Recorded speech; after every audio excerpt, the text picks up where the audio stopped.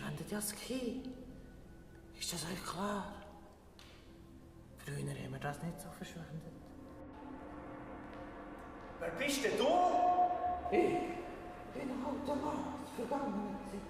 Was willst du von uns? Was willst du gegen ihn ausrichten? Er ist der Meile weit überlegen. Deine Arroganz wird dich zerstören. Und du musst deine Wut beherrschen.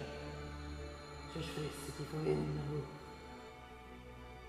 Meine Wut kontrolliert mich schon mein ganzes Leben lang. Kannst du mir helfen, die zu kontrollieren? Du bist ein nötiger Schüler.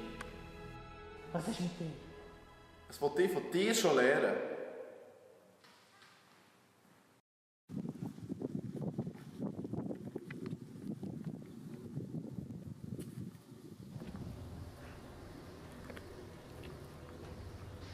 Meister, ich warte schon seit 5 Stunden da.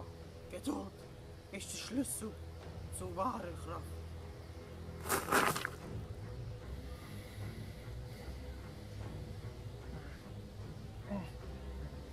Das sind Gedanken. Lass zu. Fühl so, wie sie schmerzhaft sind. Nimm deine Kraft und konzentriere und brauch Kraft daraus raus. Nimm deine Wut.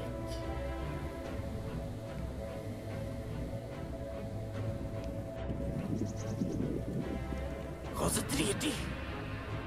Du hast es! Du hast es!